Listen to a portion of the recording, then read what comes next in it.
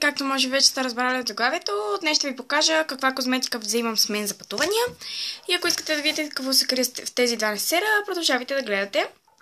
Първия несер държа бяла козметика за лице и за тяло, като съм ги извадила в момента и ще ви го показвам, защото не ми е удобно да вадя от самия несер. Първото нещо е този душ гел на Балея, който е с ягода, доколкото си спомням. 300 мл е така. Балея крем душ гел с аромат на ягода, 300 мл, обгрижва кожата и я прави по-мека. Формулата с полифруктол запазва влажността на кожата и предпазва от изсушаване. pH толерантен към кожата, дерматологично тестван, съставки, виж упаковката. Съставките му не са никак лоши. И като цяло този душ гел много ми харесва и ще си купя и другите душ гелове на Балея. Един шампуан за коса на Балея, който е за кафява или боядисана в кафяво коса. Шампуан за естествено кафява или боядисана коса с UV защита и отцветяващи пигменти. Като цяло съм доста доволна от този шампуан. Имам и маската от тази серия, но я забравих вкъщи и не я взех с мен, за жалост. Продължаваме с подхранване на тялото. Лосьона, който използвам в момента, е за този на Фрутини с кокос и банан, 200 мл.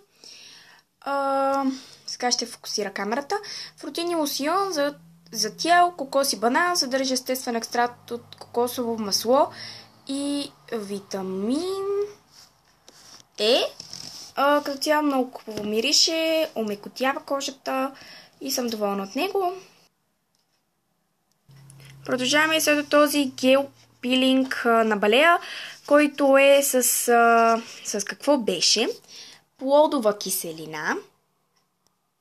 Фокусирайте.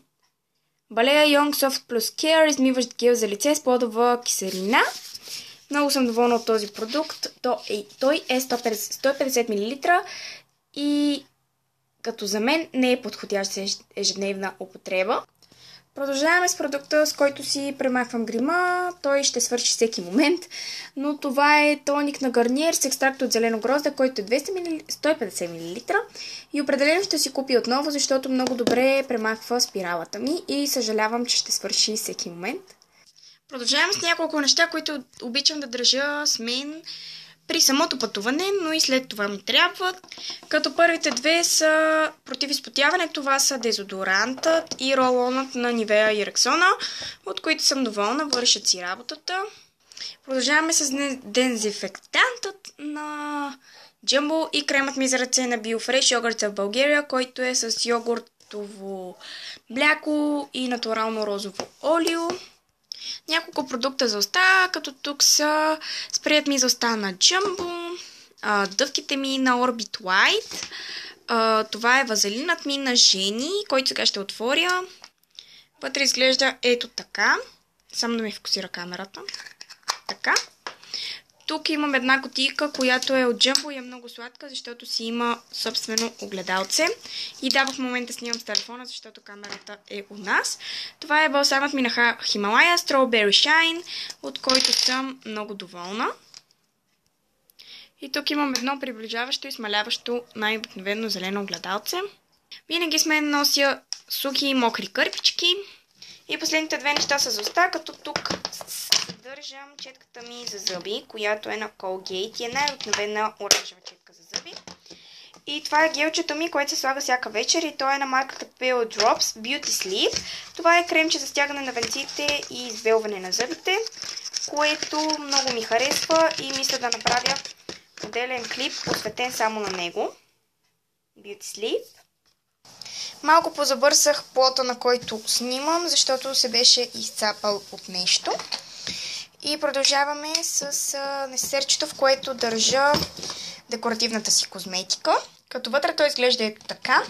И по принцип това трябваше да е в другия несер, но не се побра там. Това е гъбката ми на Ебелин, която е също нова придобивка и отново мисля да й направя отделен клип.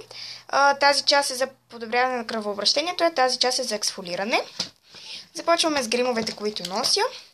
Първото нещо е този CC крем на Balea Beauty Effect, от който нямам голямо мнение, защото си го взех преди няколко дни. Той е 50 мл и е Beauty Effect CC крем SPF 20, той е 50 мл, май вече казах. Нося си коректора на Avon Calming Effects, който е в цвят Fair. Доволна съм от него. Още една нова придобивка, която не е фокусиране, е пудрата ми на Flomar, която е в номер 198 Rose. И изглежда ето така.